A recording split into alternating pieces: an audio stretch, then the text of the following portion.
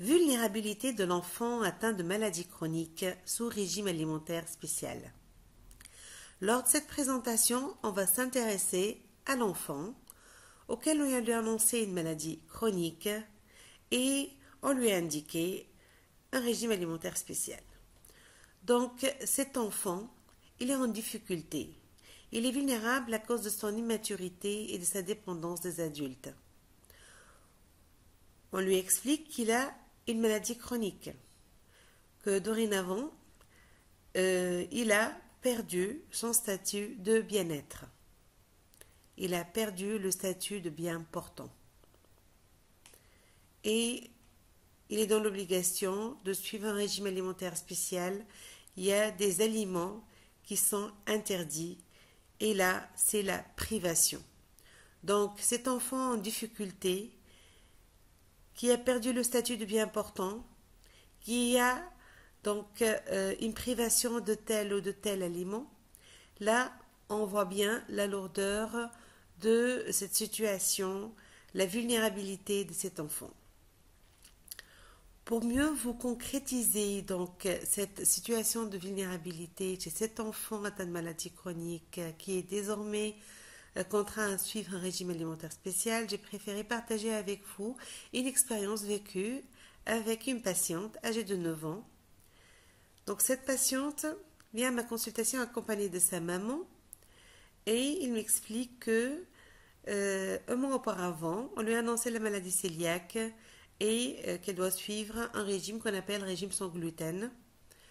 Donc un régime dans lequel blé, orge et seigle sont contre-indiqués et concernant donc la partie des pâtes donc, qui occupe la base de la pyramide alimentaire, elle peut manger que riz et maïs.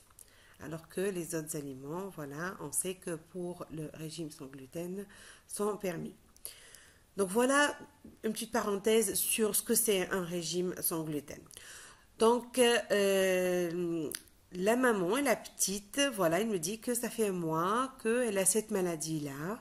Et pour la maman, elle m'explique que régime sans gluten, ok, il est bien suivi. La petite, elle a 9 ans, donc on peut faire un entretien avec elle. Donc, en compagnie de la maman, bien sûr. Et là, je lui pose une question pour vérifier sa bonne observance du régime sans gluten, de la compréhension de ces régimes et de cette maladie.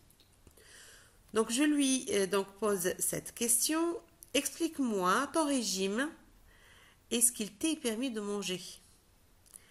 Et là, la fille, qu'est-ce qu'elle me répond? Elle me dit, je ne peux plus rien manger. Je ne mange rien. Du coup, je lui demande, séance tenante, donc durant cette consultation externe, de me dessiner la pyramide alimentaire. Je lui donne un crayon, un papier, je lui dis, voilà, tu as 9 ans, tu sais ce que c'est la pyramide alimentaire, tu peux me la dessiner en partant donc du sommet vers la base. Et en m'expliquant au fur et à mesure si cette partie de la pyramide t'est permise ou pas. Donc, du coup, elle commence par la partie sucrerie. Elle m'explique que oui, elle peut manger de sucreries, c'est permis. L'autre partie contenant donc viande, volaille, poisson et produits laitiers. Effectivement, aussi, cette partie-là, donc tous les aliments sont permis concernant donc quelqu'un qui suit le régime sans gluten. Passons à la partie donc au-dessous donc qui contient les fruits et les légumes. Oui, tous les fruits et les légumes sont permis. Donc, du coup, on arrive à ce que toute cette partie contient des aliments qui sont permis à donc, un patient qui a la maladie cœliaque sous régime sans gluten.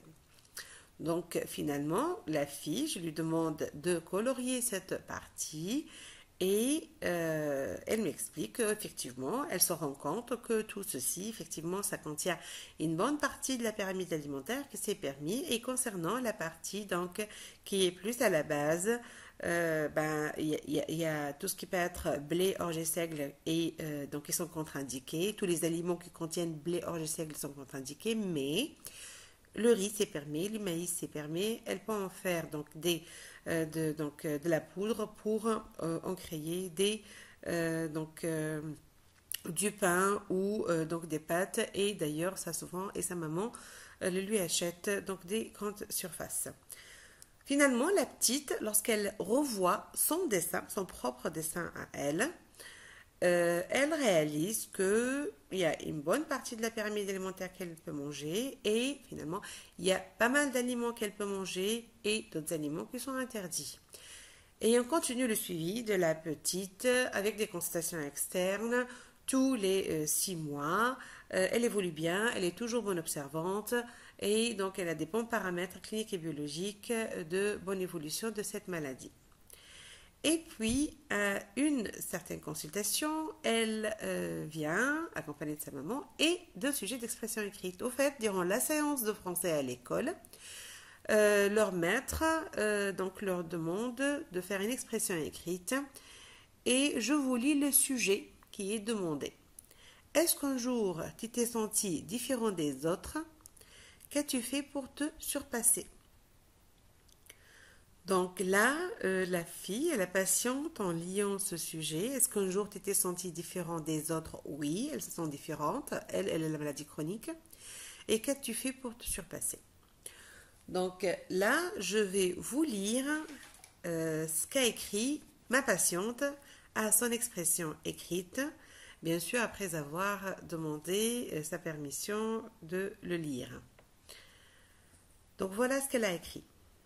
Le jour où j'ai découvert que j'ai la maladie cœliaque, je me suis sentie différente des autres et je suis triste et pessimiste. Mais tout en parlant avec ma famille et mon médecin sur ce sujet, j'ai surpassé la situation car ils m'ont expliqué que je peux manger tout. Viande, poulet, poisson, légumes, fruits, produits laitiers, œufs et autres. Sauf je change la farine de semoule par celle de maïs et de riz. Les jours passent. Je m'habitue à ce nouveau mode de nourriture et ma santé s'améliore. Mais il y a réellement un sentiment bizarre de malheur au fond de mon cœur. Donc voilà ce qu'a écrit la patiente de 9 ans dans son sujet d'expression écrite. Et à travers ce récit, on visualise bien la double difficulté vécue. Au fait, l'enfant doit accepter de vivre avec la maladie chronique, de faire le deuil de la bonne santé et, deuxième difficulté, gérer son quotidien avec ce nouvel régime alimentaire. C'est un régime à vie. Et là, il y a plusieurs termes donc qui marquent dans ce récit: bizarre, triste, pessimiste, il y a aussi malheur. Et à travers donc cette double difficulté, ce récit, on voit bien la lourdeur de vivre avec une maladie chronique sous régime spécial.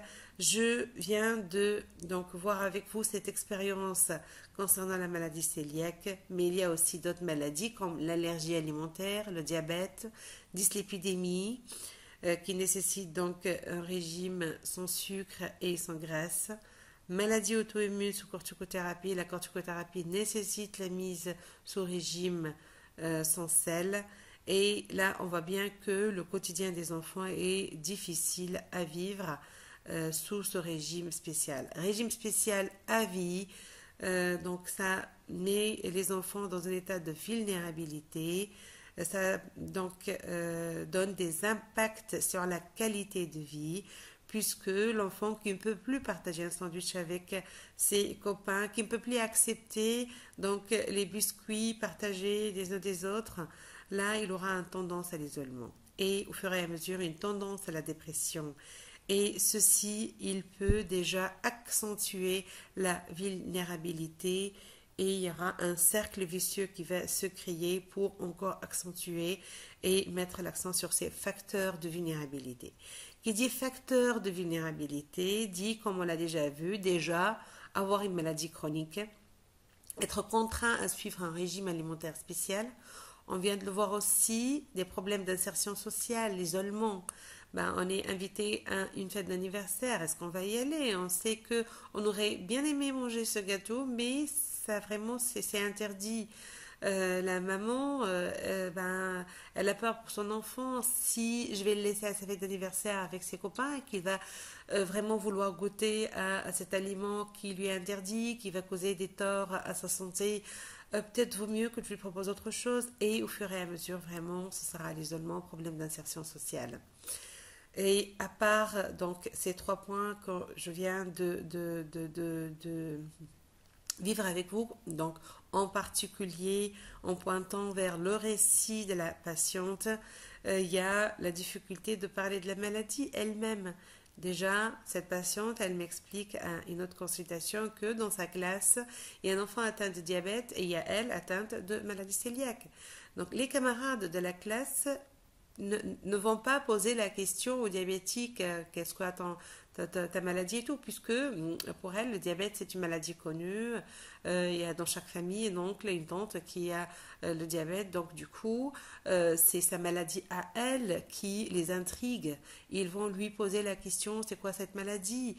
Et elle, parfois, enfin, elle ne veut pas en parler. Parfois, elle a des difficultés pour la parler de la maladie. Elle a des difficultés pour expliquer le régime alimentaire qu'elle suit. Et ça aussi, ça la met en difficulté et c'est des facteurs de vulnérabilité. Ça peut créer une diminution de la concentration en classe et une difficulté scolaire. Et lorsqu'on parle de facteurs de vulnérabilité, n'oublions pas aussi le préjudice esthétique, c'est très important. Un enfant sous nutrition entérale à début continu est contraint à mettre cette sonde nasogastrique en place pour pouvoir se nourrir.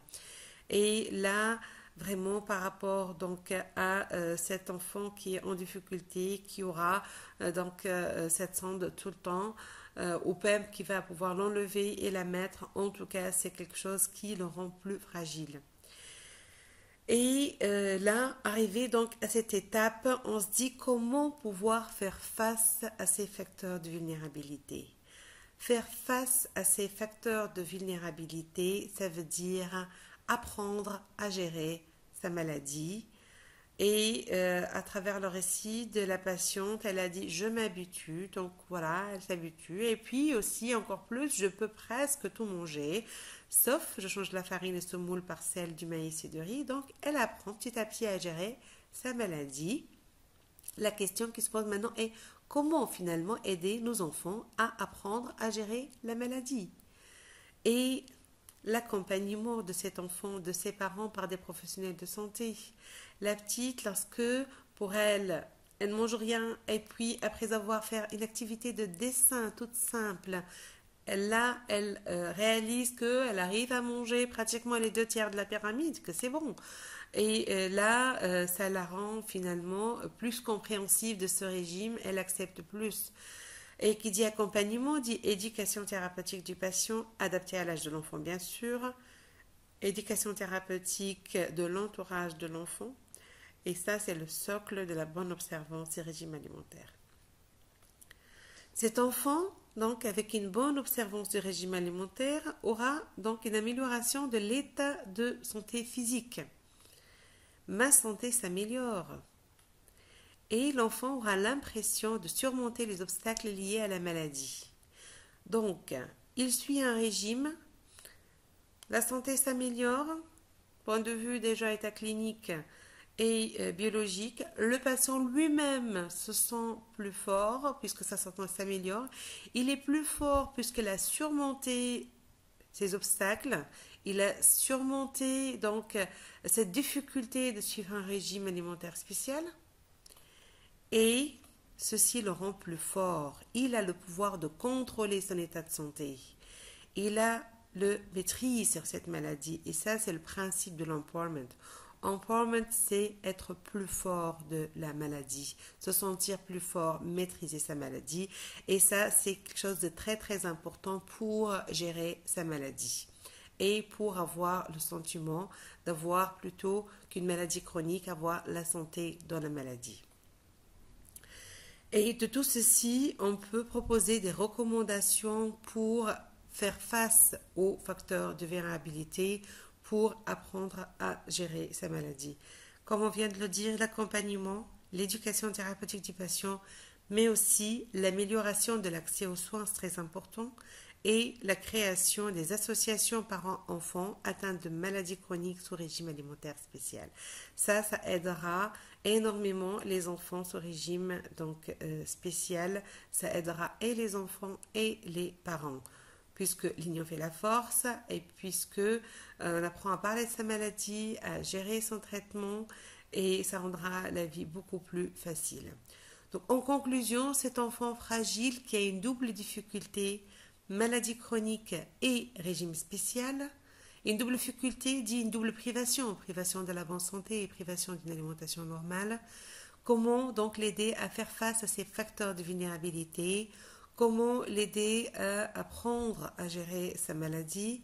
Au fait, c'est essentiellement à travers l'accompagnement et l'éducation thérapeutique. Merci pour votre écoute.